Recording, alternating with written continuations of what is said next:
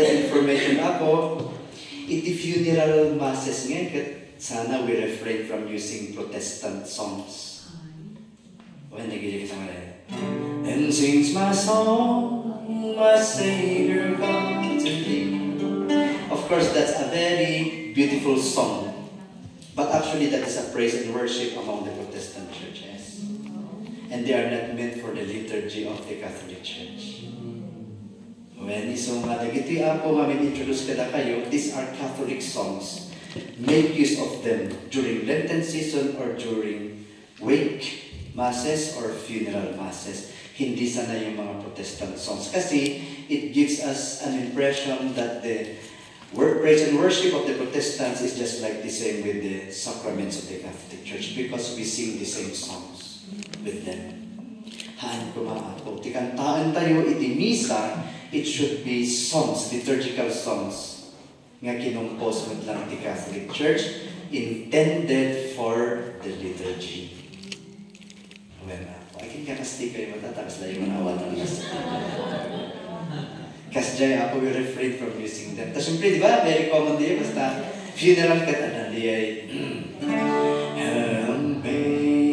Amazing Grace, how sweet the sound. That was not intended for the liturgy. Pero it's a beautiful song that you can sing during praise and worship, during activities, but not in the liturgy. Kasi they are not meant for the liturgy. They're not meant for the liturgy. Pero nagpintas ako nga kanta, DJ. We are not discrediting the beauty of the song, the message of the song. But the problem is, it is not for the liturgy. Kita nyo di diferensya nga po dito eh. Enter, rejoice. The action is entering the church. Di ba? May movement siya. Compared to Amazing Grace. Amazing Grace, of course, the grace of God is amazing. It does not speak about the liturgy. So, kasi dito may isang gauge nyo ngayon, iti liturgical song. Is it fitted for the Mass? It doesn't speak about the liturgical rite, the liturgical function of the Mass. Nuhaan na nga salitaan, may panggap ti misa, then it's not fitted for the liturgy. It is fitted for letter F. A, B, C, D, E, F, G. Letter A, letter B, letter C, letter D, letter E, letter F, letter G. Wala po? Okay?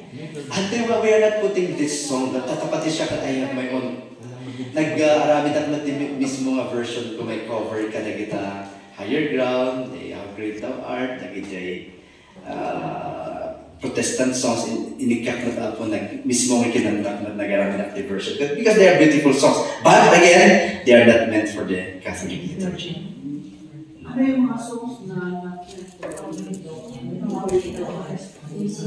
well, nag-ijay Protestant songs ako nag-ijay. The 15th century sa nag-ijay. Nag-ijay ako, Amazing Grace, How Great Thou Art, nag-ijay,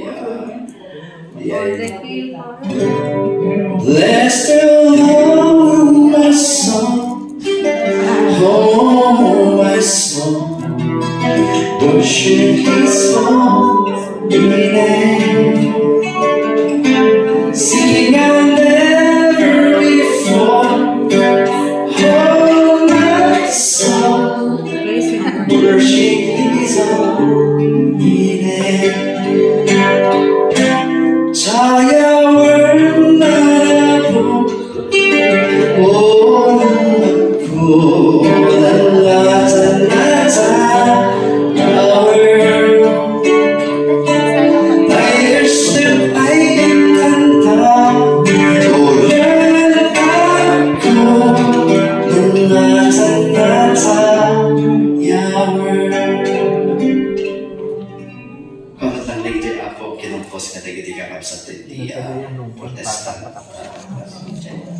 they are beautiful songs, pero they are not meant for the liturgy.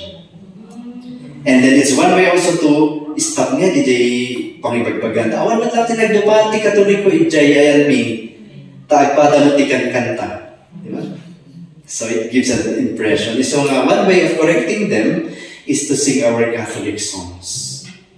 Tatlo. Sa funeral service. Funeral service. Catholic funeral service. Well, mabalin ko marata nga Catholic songs na ta. Haman na complain dyan na tayo. Ang nabubama yung conformity ba yung mag-aayon na kaya ang pag-umabahay. Hindi naman daw nag-complain yung... Yung DJ lang namin, the danger that we give thinking and impression nga agpadalag ti Katoliko kung saan nga. Kasi siya lang magkiti.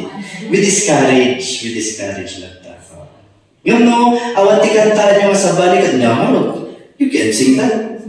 Isumar ko na di teacher ko, di Father Anscar, di Father Maramba, di Bukid mo.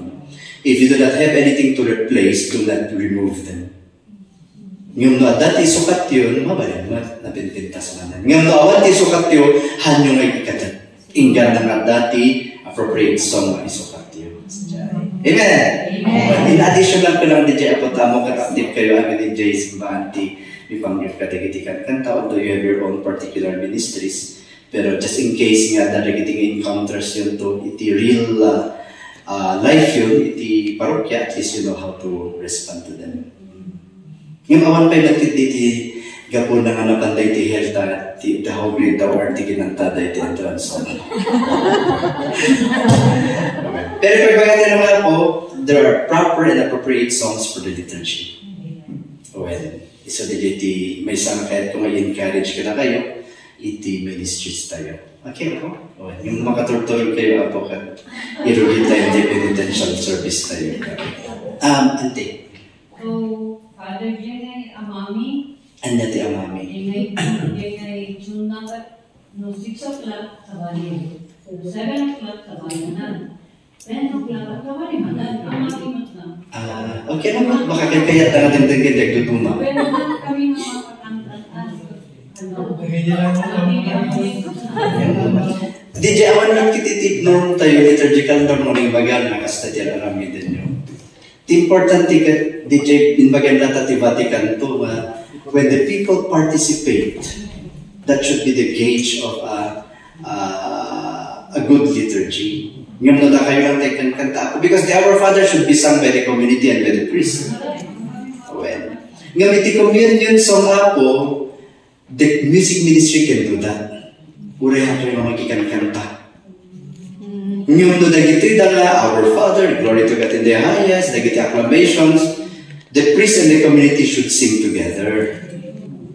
Well, ngayon nga, dati kas dyan yung tradition yung ako, agduduma, mabalin siguro naman yung pagtungtungan din. Ang no, ag-resolve the tribal war may kayo. Hindi ba pagtungtungan tayo na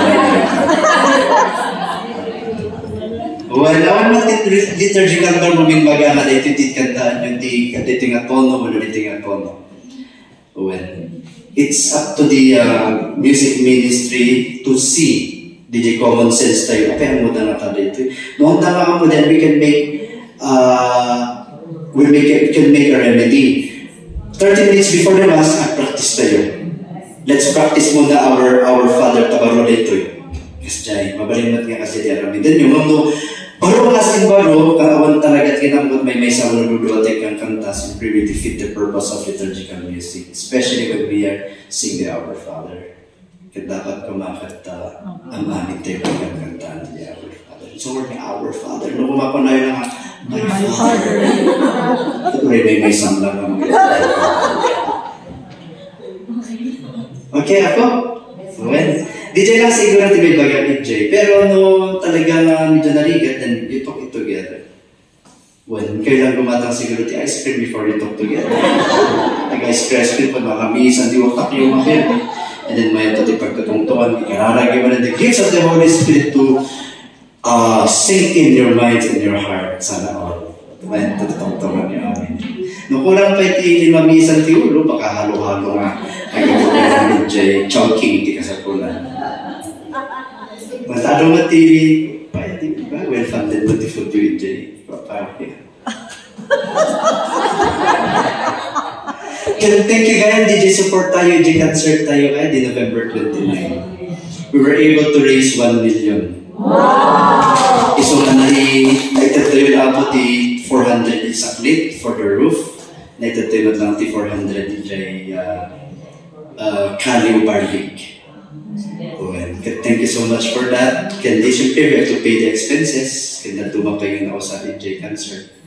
Katadakala po tiyaman ko kada kayo, tapos apay kumata. Ano ang nakikita tayo, baka galing may 1.5 pa nito na pila. So naragiti saklit kong BEC. Kaya naragsak lang ti Carol BEC. It was turned over to Father Jason Kabaka, kaya Father Fergie Fumata. Kata kayo amin nga timulong injay, karang pa ita anti-minute ka ni Sir Manong James nga, Uncle James nga ikapati couples for Christ na tatlo tumulong da. Kaya first kada kayo amin na ako. Malagip ko ni Manang na dati nagka-aruba kami injay, kasi sunod na nipalagip nga pananakan na, Father, nakapabing pa lang, pati panunod mo katubing. Well, malagip ko si Kali, di bagamara di nga kanya. Malagip ko di ubing kami. O, nalipatan ko. Di apelyedo, di talaga. So it's nice to see you here again in Bontok niya. Pati daging diya kasawa. First Bontok na to siya. Kalipit. Mano? Adaman din yung American composer na opera ng Katoliko, di kanta compositions na Protestant yun, ito na yun. He's a Protestant singer. Pero he's a very good composer. Siyempre, nag-enjoy kanta na masusalan tayo ti praise and worship, nag-enjoy charismatic songs na. Actually. Pero it is never intended for the liturgy. It's never intended for the liturgy. When praise and worship songs nag-enjoy. Actually, the first song na lima takot DJ pa din.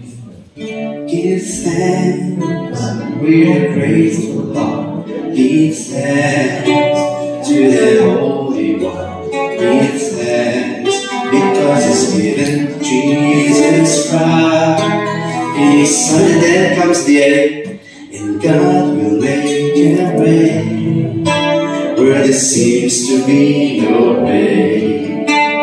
He works in ways we cannot see. He will make a way for me. He will be my God. Nag-enjoy the first compositions na Kilmatok. And then it carried the J.C. Marcelo mga songs na. Pero they are beautiful songs for praise and worship, but not in the liturgy. Well. So, klaro ako DJ, So at least before matulog kayo, nalawagan ni Jai, di pa naman they are not meant for the liturgy of the Catholic Church. Give thanks? Kasi lang na-ibang kami din niya. Yung mataman di Catholic songs tayo nga kaba for final song. Diba? Why not make use of them? Nagado na po ticket composers tayo di Catholic. Well, siyempre, ito na, the number one kay Kapatio, but the composition the Father Ontiveros, the Father Manuel Francisco, the Father Bautista, the Kailo Candia. Kinatudan ako tinubrumaran nga composers the Catholic Church. So I encourage we patronize the Catholic composers because they are really meant for the liturgy. Although no final song namin na po iti liturgy tayo, strictly speaking, the final song does not have any more function in the liturgy. Awan matkit din the function na. Tako na naman, ite missa est. Di ba? Tako yung makalawat pero tibuntok language. Ite missa est. Kaya sa awal, go! The mass is ended. Ikayon, get kapi. Ite missa est. Go! The mass is ended. So, kaya na I want the final song. Actually, I want the final song na talaga. Yung kapag charing-charing tayo mga Filipinos, we made a final song to accompany the people going out from the church. Pero pa, I still encourage the Catholic. Kasi hindi yung the danger that our generation today, kakarit at mga generation, kurang na itikatikisantan. Kahit DJ ti pang iba sa lantan, nagpadala mo, dik sinanta, may ito'y Diyan nga simbahan nga ang Katoliko, iti Catholic Church ay pada lang. There's no difference. Kasi mga kaya tumulong ako, make use of Catholic compositions. We encourage that. Well, diyan lang. Pero it's not a mortal sin no kantaan na nagiging. Okay po? Ma'am, Auntie. Ano yung mga parang great email na rin, kantaan ba yun o i-recite? Inyatigre. Okay. Isu-tiktok ko kung manabigat yan. In-anticipate ko. Nabigat na natin? Tama ko ma-overload kita tayo maribatan yung man in the morning. Isa ka nasakbay nga gamit ko siguro nabigat. Kasi dati ko natin yung hierarchy of form, hierarchy of function, the liturgical music. So, ito yung maawatan na maapay nga dapat nga makanta na kita nga kanta dapat na kita kataan. Okay naman na yun. Tapos mga matulog na kayo kung isa baka malipatan dati confess na. Dati malagit ko nag-confess na yung prepare me nga elementary me for First Holy Communion, grade 4. Tapos, di mesa ka na. In the name of the Father, and of the Son, and the Holy Spirit. Amen. Tapos, bless me, Father, for I have sinned. Father, what are your sins?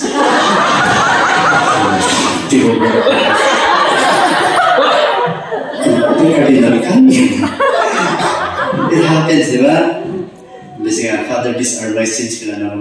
Father, what are your sins?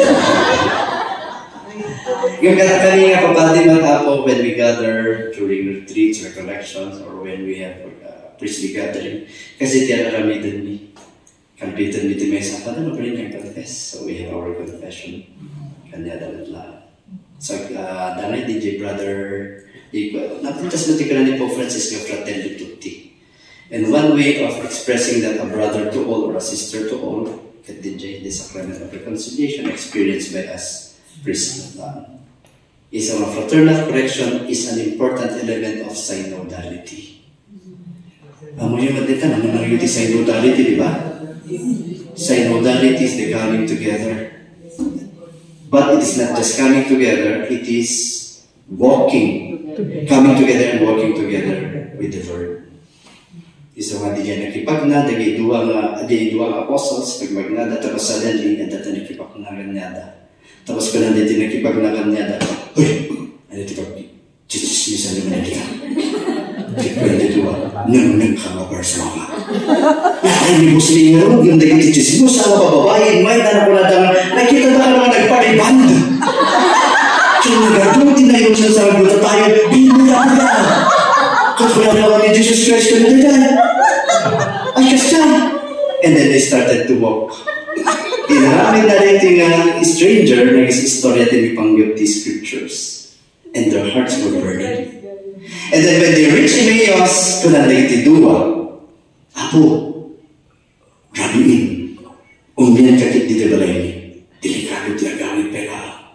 So, nakipan ka niya and then at table, awan ulit ti babae naman ni Jesus dingan tayo. Isa natin nakala di tinapay. Nan, maman kayo, tanabisin kayo, maman kayo.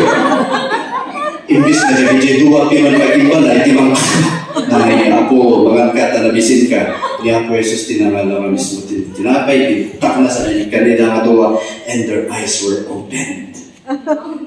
It was during the breaking of the bread that their eyes were opened. Kaya ko na, sumunod ni Jesus na tayo, kaya matibag na tayo.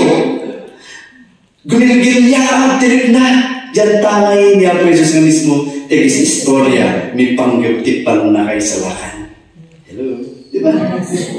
So the reason why they did not recognize Jesus was they were so focused with their disappointments, with their frustration.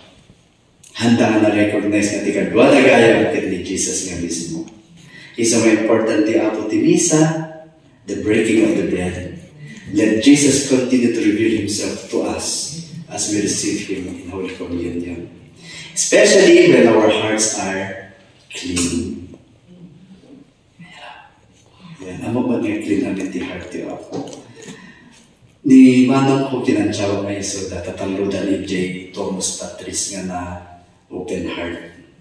Father Benny, ni Father Marlon Belmonte, di taga Ilocos, and Father Jeff K. Dulawan, nagmisa kami.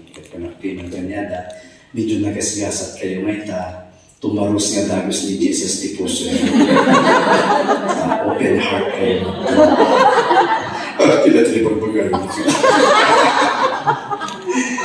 Ngayon din ako, Lenten season should be a time for us to open our hearts for Jesus, to clean us, and to really see that mercy and compassion in the love of Christ to overcome our human weaknesses. Because it's not enough to say, I'm sorry, we have to do something. That's what we call atonement of our sins.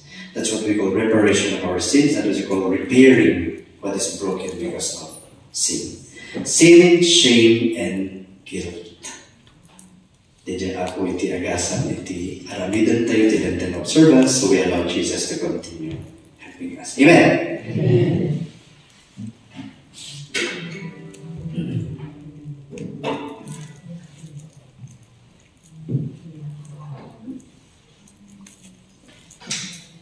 We all stand. In the name of the Father, and of the Son, and of the Holy Spirit. Amen.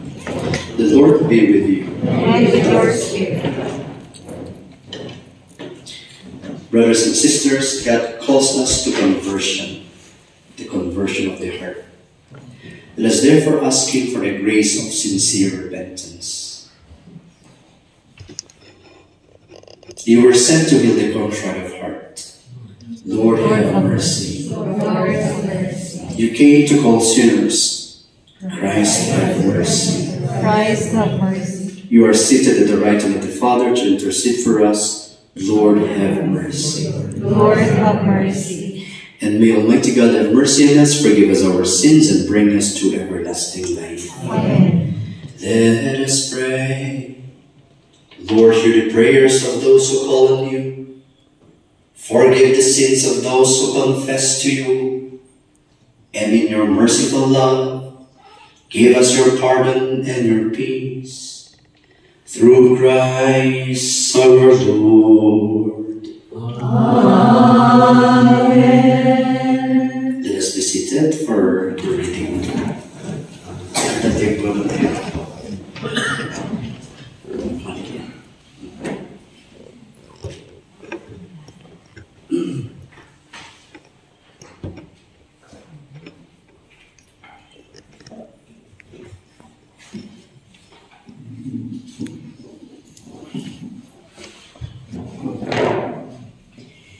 A reading from the book of Deuteronomy. Moses summoned all Israel and said to them, Hear, O Israel, the statutes and decrees which I proclaim in the hearing this day, that you may learn them and take care to observe them. The Lord your God make a covenant with us at Horeb. Not with our fathers did he make this covenant, but with us, all of us who are alive here this day. I, the Lord, am your God, who brought you out of the land of Egypt, the place of slavery. You shall not have other gods besides me. You shall not take the name of the Lord your God in vain, for the Lord will not leave unpunished him who takes his name in vain. Take care to keep the holy Sabbath day that the Lord your God commanded you. Honor your father and your mother as the Lord your God has commanded you, that you may have a long life and prosperity in the land which the Lord your God is giving you.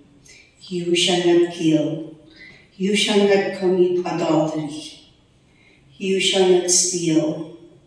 You shall not bear dishonest witness against your neighbor. You shall not covet your neighbor's wife. You shall not desire your neighbor's house or field.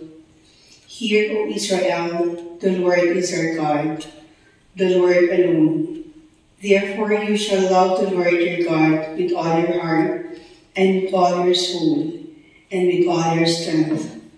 Take to heart these words which I enjoin you today. The word of the Lord.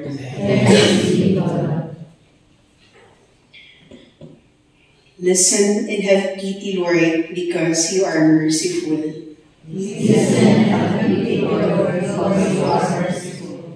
Justice is the Lord our God, and we today are flushed with shame. We men of Judah and citizens of Jerusalem, that we with our kings and rulers and priests and prophets and with our fathers have seen in the Lord's sight and disobeyed him. Listen and have pity, Lord, because of your mercy. We have neither heeded the voice of the Lord our God, nor followed the precepts which the Lord set before us, from the time the Lord led our fathers out of the land of Egypt until the present day. We have been disobedient to the Lord our God, and only to disregard his voice. Listen and have pity, Lord, Because you are merciful. And the evils and the curse which the Lord enjoined upon Moses his servant at the time he led our fathers forth from the land of Egypt, to give us the land flowing with milk and honey, cling to us even today. Listen and have pity, Lord, because you are merciful. For we did not heed the voice of the Lord our God in all the words of the prophets whom he sent us, but each one of us went off after the devices of our own wicked hearts, served our other gods, and did evil in the sight of the Lord our God. Listen and have pity, Lord, because you are merciful. Hallelujah.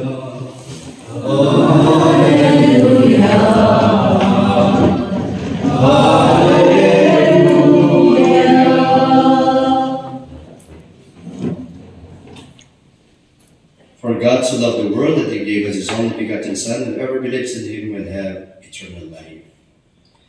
Hallelujah. Hallelujah. Hallelujah. The Lord be with you. And with your spirit. Reading from the Holy Gospel according to John. Glory to you, O Lord. Jesus said to his disciples, I give you a new commandment, love one another. Such as my love has been for you, so must your love be for each other. This is how all will know you for my disciples, your love for one another. You will live in my love if you keep my commandments, even as I have kept my Father's commandments, and I live in his love. All this I tell you, that my joy may be yours, and your joy may be complete. This is my commandment, love one another as I have loved you. There is no greater love than to lay down one's life for one's friends. The Gospel of the Lord. Praise to you, Lord Jesus Christ. Very quickly, Apo, just our guide for this evening's penitential service. Mabalik yung magtugo. Ano kayo magtatapos ng scriptures? Another the book of Deuteronomy. Moses summoned all Israel and said to them, Hear, O Israel, the statutes and the decrees which I proclaim in your hearing this day. In Hebrew, na Shema Israel.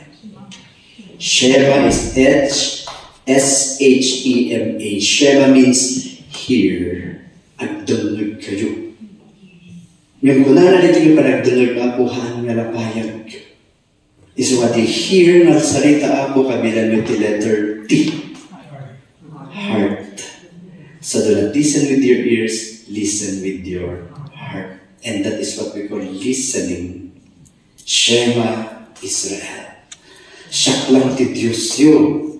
Ket tumpalin niyo kumadagiti paglintigan. Isuhalita Shema, hear, O Israel, do'y bagana nga daytoy ti paglintigan, haan nga iso ti pang pabasit iti waya-waya ti tao, no di ket iso ti mang perfecto iti waya ti tao. Laws are not meant to limit our freedom, but laws are meant to perfect our freedom. Nawatan ako. Iso nga DJ ubing nga nakakita, itinagado nga lang mas iti unag ti aquarium. Kit ko na nakandanang na, Mama, susud, ang adi pa yan, hanada, ikan ay hanada. Kakaasi na kita, ikan na kita. Very beautiful na kita, fish dito unag ti aquarium. I want to give them freedom. So I started to remove one fish from the other. Ikatan na kita fish at numaykan na tiwaya-waya. And then dinakita hindi ubing ni kasi dapat ako lang titibyan. What's happening? I gave them freedom.